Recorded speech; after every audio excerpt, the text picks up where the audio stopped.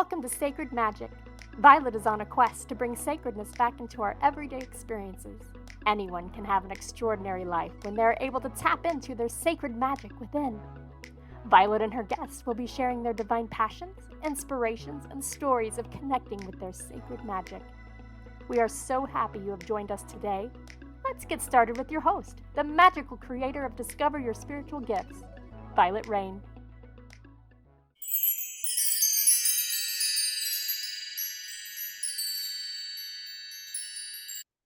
Hi, everyone. Thank you for joining us. This is the Sacred Magic Podcast, and I'm your host, Violet. I'm so excited to have with me today. This is our special episodes on fairies. Today, I have Tricia and Magee with me, who's been studying with me at Discover Your Spiritual Gifts for several years. She's a certified Angelic Reiki Master teacher, an Akashic RecordReader, and an Akashic RecordHealer. She's also a Sacred Priestess in the Order of Melchizedek. She's very connected to the fairy kingdom. She has a special connection to those fairies from past lives and holds the energies of fairies within her soul essence. Tricia is very excited to be offering also Fairy Reiki at Discover Your Spiritual Gifts. We've collaborated to bring this program that will balance healing techniques, elemental education, and fairy magic. This program will provide individuals with deep elemental emotional healing for their clients, and the fairies are here ready to support us. So we're going to talk about all fairies today and all the things that we offer that connects to the fairy energy. Welcome, Tricia. Thank you very much. Happy to be here. We're so happy to have you. And those listening, just so you know, she's been up all night working because she works with the Europe clients. And so, you know, if we look a little dazed, there might be a reason for that in our system. But we're here because we're dedicated and we really want to talk about fairies. So welcome, Miss Tricia. I'm so excited and so blessed to have you here today. Me working with Tricia and many of the classes that she's taken, the one thing I connected with right off the bat was her fairy energy that she brings in that's very playful. So share with us a little bit about your experiences with fairies or your ideas around fairies. We'd love to hear from you. Yeah, absolutely. So it's really interesting. I never really knew that I was connecting with fairy energy, really until I met Violet. And now that I know that and can kind of reflect on that, I know that it was there all along, going back through my childhood and just the way I grew up and, you know, the interests and activities that always drew me. I'm a huge fan of glitter. Everyone who knows me knows that I love shiny things like my purses, my clothing, my shoes. Everything is super glittery. I love to accessorize. I love jewelry. Um, you know, I've always people said, you know, you're like a crow, you like shiny things. And I've always resonated with that, not knowing kind of what that meant. And as far as just my personality, I'm very childlike. I love to be playful. I really love having a sense of humor. Something that's super important to me is being around people that have the ability to laugh and also being able to make people laugh, keeping them, you know, in upper spirits. I love to dance. I love to sing. I'm a theater person. I love to emote. And so these are things that have followed me through my whole life. And it wasn't really until I started stepping into this world that I realized that I was actually connecting with what was called fairy energy. So, you know, I really got excited about that. And I met with a couple people who, you know, identified with the fairy realm. And I started to ask questions and started to really dig into, you know, what does that mean? And how does that apply to me? And what can I do with this? So I started working with them and I started, you know, learning and understanding about the lore and the history and the stories. And it's a fascinating place to be. It's a place, like I always tell Violet, when I go there, I don't ever want to leave because I feel so at home and I feel so connected and just excited and seen. So when we started working together, really started putting the parts and pieces together on what it means to use fairy energy for healing, because it is a fun place to be, to, hang out and visit and play. There's also something very healing about it, and helping to work with the inner child and helping to connect back to our innocence and our discovery and our wonder and the awe that is the world around us. And that's been really good for me for grounding. And I think it's really good for a lot of people to realize it's okay to play. And this is the kind of energy where you can get into that mode of it's okay to play. It's okay to be, you know, happy and playful and silly, but there's a serious side to it as well. But knowing that it's okay to reach into that inner child and reconnect and bring forth some of those things that used to bring you joy that you may not connect with anymore. I love that. I love that. And those listening, because I've heard this several times over the last few months, my dream has always been to offer Fairy Reiki at Discover Your Spiritual Gifts. I've always been kind of drawn because I had a Fairy Reiki session very early on in opening the center. We had a practitioner that actually worked out in the center that did Fairy Reiki. And like everybody, I'm a Reiki master in so many different types of Reiki. I was very curious about what is Fairy Reiki and how is Fairy Reiki. And I remember doing that session and coming away from it in awe, because the fairies actually took me to the fairy kingdom to do my healing. They were very interactive with me because I'm visual and I could see. They loved to show me their fancy shoes and their jewelry, and they were very playful. The reality is, as we grow up, as we become adults, we let go of that innocence, that inner child play, that place of being creative and playful, which is very healing on many different levels and allows us to really kind of move forward in life. So even with creating Fairy Reiki, I've had numerous people say, Fairy Reiki, really? Why Fairy Reiki? We do all kinds of Reiki, so why Fairy Reiki? Well, if you think about it, everyone on the planet has some healing within their inner child. We all have certain inner child wounds. Doesn't mean that you had a bad parent. Doesn't mean that your parents were awful. You could have had that. But even parents that are wonderful, we have inner child wounds. We have things that we dreamed about, that we wanted, that we were searching for as children, and our parents go, no, not that. No, not this. You can't do that. Those are all little wounds that we hold inside. And what Fairy Reiki allows people to do is to connect to that inner child, to connect to those emotional wounds, and to do it in a very gentle, playful way, because we hold it so tight within us that Fairy Reiki allows us to release that, surrender to that control, and allow those emotions to move again so that we can let them go and release them. So Fairy Reiki is playful and is fun and is innocence and wonder. I love the word wonder that Tricia used. Even though that's part of it, don't be fooled by the fact that it's a very powerful healing modality that lets people let down their guard, surrender, and really get that healing. So I'm excited to be having this course be offered in person and online at Discover Your Spiritual Gifts, where people can take Fairy Reiki and add it to their toolkit.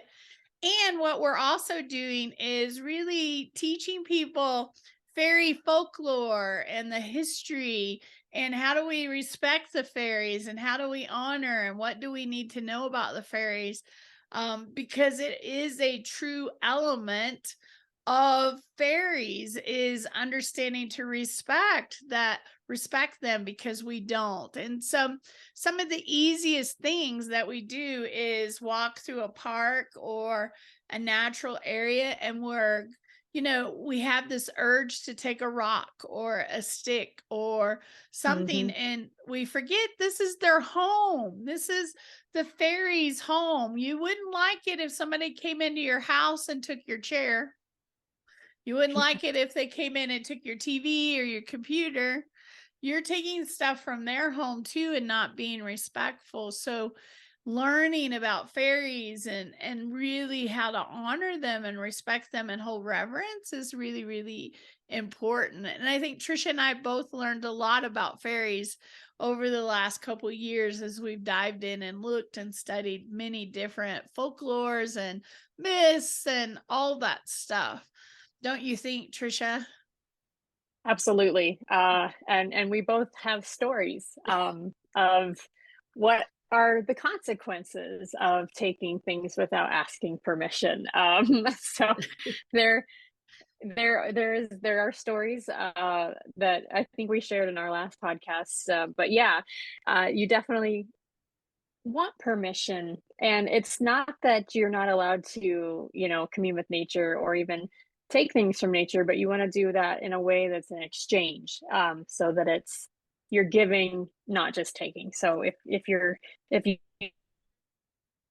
find something that you wish to have, ask for respect, if that you may have it, and then also leave something in exchange so that it's a trade and not a take. I love that. I love that. I'm going to share a story, and it may be a repeat from the other one because I love it. But we have a student at Discover Your Spiritual Gifts, and I teach so many classes, and I talk on lots of topics and lots of different classes. And we'd been talking about when you travel through the mountains, because we live in Denver and everybody likes to drive up through the mountains, be really careful because Colorado is filled with gems and minerals here that you can find laying on the side of the road, right? You can find crystals, you can find all kinds of beautiful gemstones here. And one of my students, they had traveled up to the mountains and she'd found all these beautiful crystals. Then she was even picking up one for me, and she had loaded her trunk in her back seat with all these rocks and crystals. And as they started to come back down the mountain, she had a flat tire. And they had to call for roadside service. And roadside service comes out. They fix the tire. They get her on the way. She starts again. Again, a second flat tire. She has to call roadside service again to come out and help them change and fix the tire.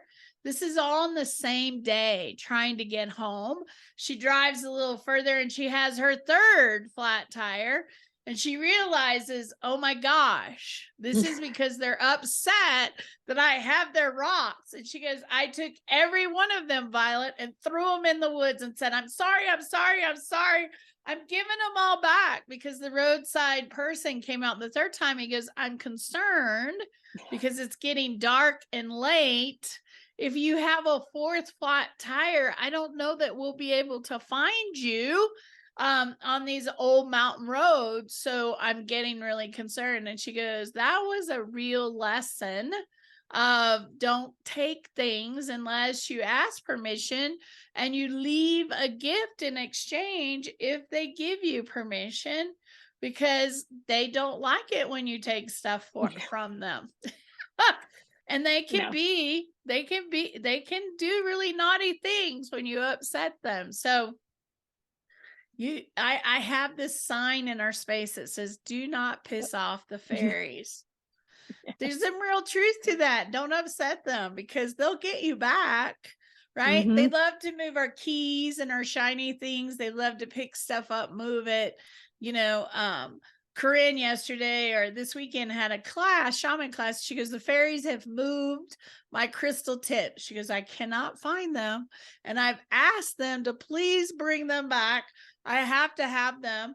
And she went out and bought some because she couldn't find them. And guess what? Came home that night and found there they them. were. Yep, that's how that works. And she's that's how that works. I know they took them. Violet. I can't find them. So, you have to respect, and we're in the month of April and May, which is spring. And this is when we really connect with fairies. We offer a lot of fairy programs at Discover Your Spiritual Gifts, including the Fairy Reiki. But I also do fairy play shops in April and May, the whole weekend of Mother's Day. We do fairy play shops where you come in and make a fairy wand and fairy dust, and you make fairy spray. In May, in our moon ceremony, we make fairy dolls, and they're so cute. We do that. So fun. People love to do that. Tricia's done all of the fairy things, right? How can you be a fairy and not do the fairy things? And they're really not set up for you to do them once. It's about coming each year in the spring and connecting to that fairy energy in the center and really connecting to your inner child and play and wounds. Tricia and I love to make fairy dust. I have so many jars. Tricia, share with us about fairy dust. If somebody wanted to make fairy dust, what are some of the recommendations that you have? Well, so I was looking down here. I thought I had one that I could show, but I was looking down at my shelf. Um, you have all the things most likely in your own home to make fairy dust, if you wanted to, but you can also go and get more things. So things that you probably already have around your house are, if you go into your pantry, if you have sugar and food coloring, you could do colored sugar of all different colors and layer those. If you have sprinkles for cupcakes, or little jimmies, or little candy coatings, the little ones, you could put those in a jar along with colored sugar, and that actually is wonderful. They love sweet things, and you can leave those out for them as an offering.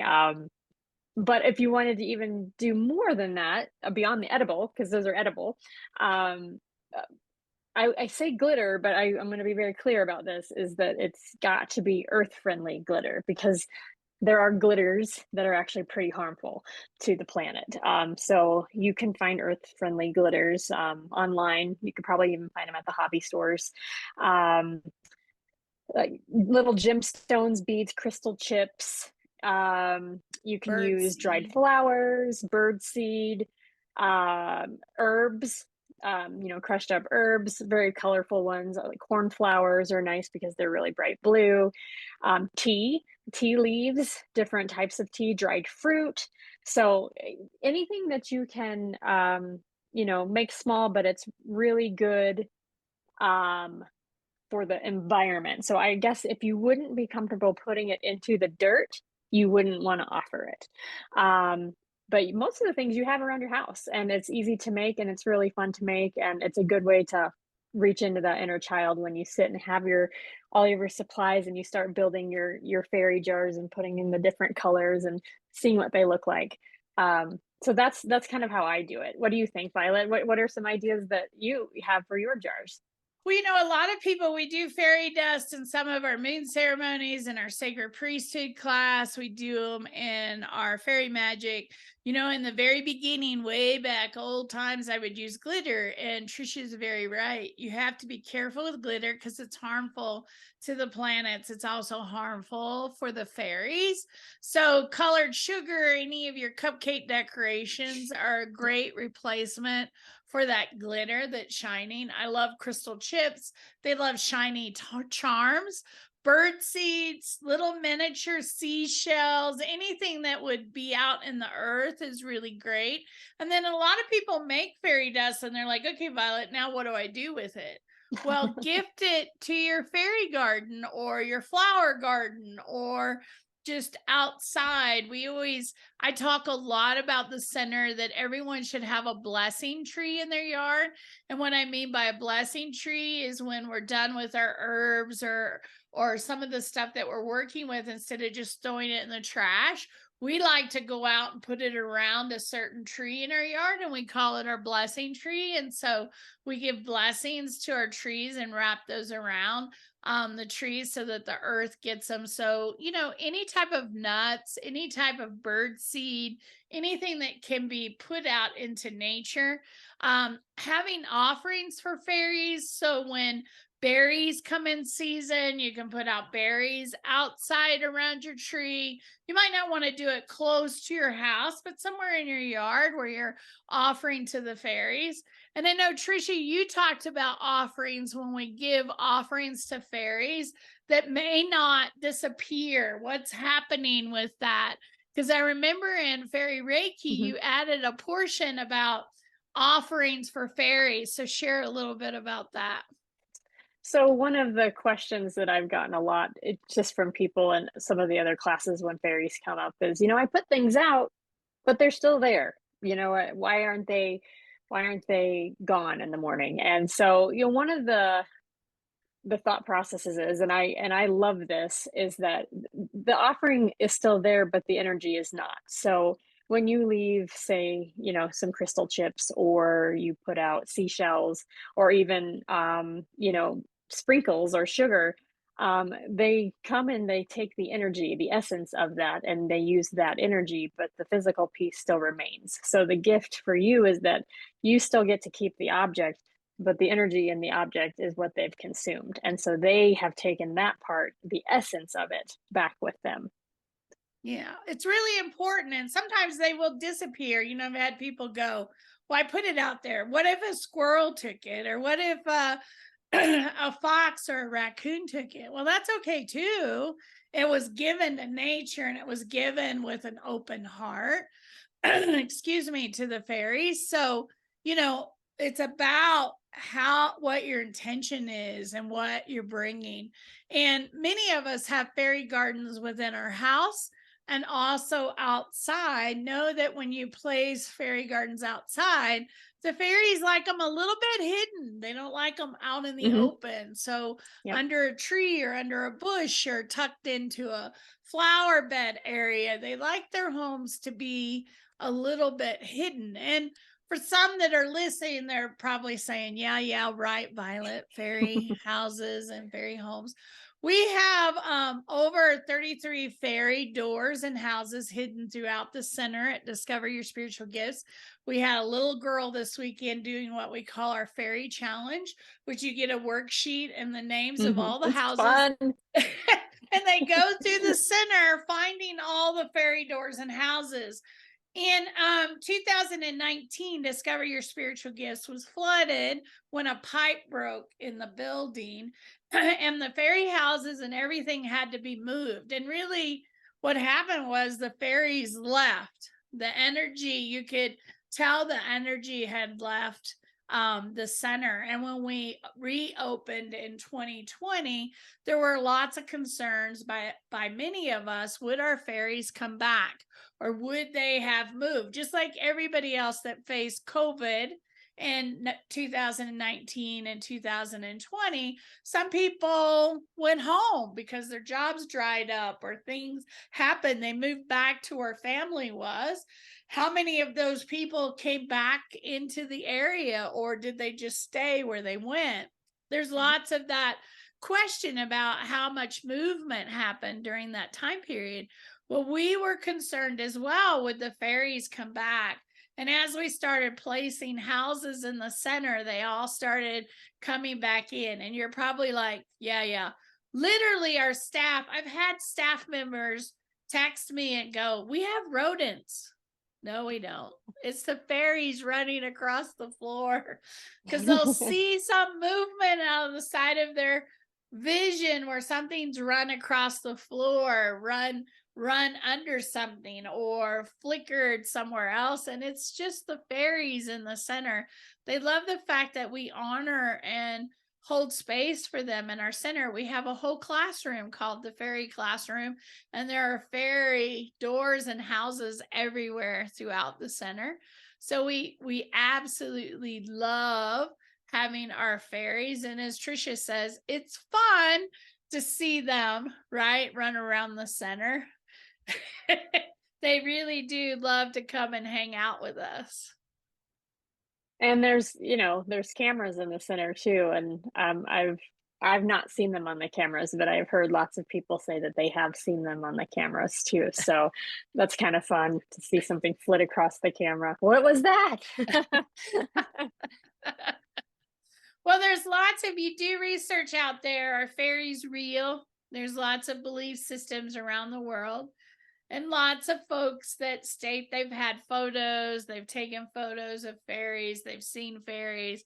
Lots of videos out there that show flickers of fairies. A lot of people have seen fairies and photo orbs and all kinds of things that are hanging out. We used to have a practitioner center that her granddaughter, the fairies loved her. And every time she took pictures of her in the house, there were all these orbs all around her. And she would talk about the fairies that she played with, because small children are still connected so they can see them. So I love the smaller kids that come in and talk about there's fairies here. There's fairies everywhere because they can see them. They can connect with them in the center. So I love all the fairy energy. So what would you tell people, Tricia, that, see fairies as that they can be difficult or nuisance or make our lives hard? What would you tell them to honor their fairies more? So yeah, so they're playful folk. But that's with playfulness comes mischief, so they're a little bit mischievous. And so that can be misinterpreted sometimes. And I would say if you're being vexed by fairy energy, or if you feel like they're playing tricks on you, I would ask yourself, what is it that I'm doing that's antagonizing them? And it might be something in your daily life that maybe you're leaving the water running too long when you brush your teeth because it's a waste. It's a waste of water. Maybe you're not doing a great job of using, eco-friendly products, and you're not honoring their home and their environment. It could be as simple as you have a really lovely plant in your home and you've moved it to a new location, and that location is not ideal for them. I always say if you feel like they're being a nuisance, it's not because they're being a nuisance to be a nuisance. They're trying to get your attention. And when you finally realize they're trying to get your attention, ask, what is it that I need to change or adjust, or what is it that I'm doing to antagonize? Because you can live in harmony and have a really good balance. And sometimes they're just in a playful mood. Like with Corinne, for example, I don't think she was antagonizing. I think sometimes they're just in a playful mood, and they were playing with her that day. Because if you think about that childlike energy, if you think of a child who does things out of mischief, it's not generally out of malice, it's more out of play, sense of humor, funny. So kind of lean into that and really start asking yourself questions on what is it about me that is causing this to antagonize me? Do I need to adjust my point of view so that it's not antagonizing and I can actually see the playfulness or the purpose behind what's going on? And sometimes when our children are doing those things, it's not that they want to be mean, but they want your attention. They want your attention. Exactly. They want you to notice or think about them, or just pay attention to them a little bit, right? Maybe you haven't talked to them in a while. Maybe you haven't sat with your fairies for a while. Maybe you haven't recognized them for a while. And they're like, wait a minute, have you forgotten us? We're still here. We're still here. We're still here playing. And so fairies are very playful in that way, that they want you to pay attention. We had a practitioner in our center that came and never really connected to fairies. And when he'd go to the bathroom, the fairies would scream at him because he was using too many paper towels.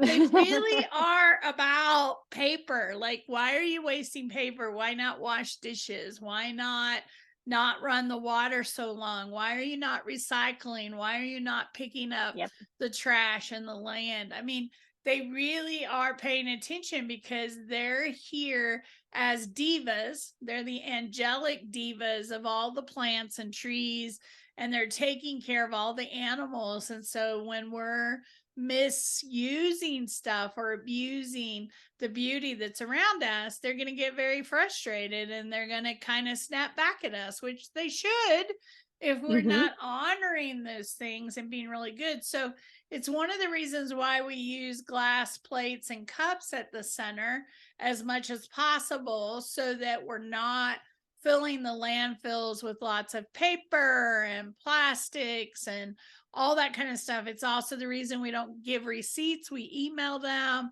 We don't have paper or plastic bags because we're trying to honor the earth and the planet. So how can you do that in your life? How can you honor the planet? So Tricia, thank you so much for hanging out with me this morning. Absolutely. And being here to talk about the fairies. I'm excited to see your class. Me too. I'm excited for all that. And the program is turned out to be really a beautiful program. So I'm excited to see how it plays out as well. So those of you watching, thanks for watching our podcast. I hope you'll subscribe and follow us on all of our social media channels. And thank you for listening. If you're listening to this podcast, also know that you can catch the video interview on our YouTube channel, so you can actually see it as well as listen to us. Me and my allergy voice. So it's that time of the year. So thank you for listening to Sacred Magic Podcast. We hope to see you really soon. Are you seeking an online spiritual education resource? Do you crave to know more about various topics of spirituality?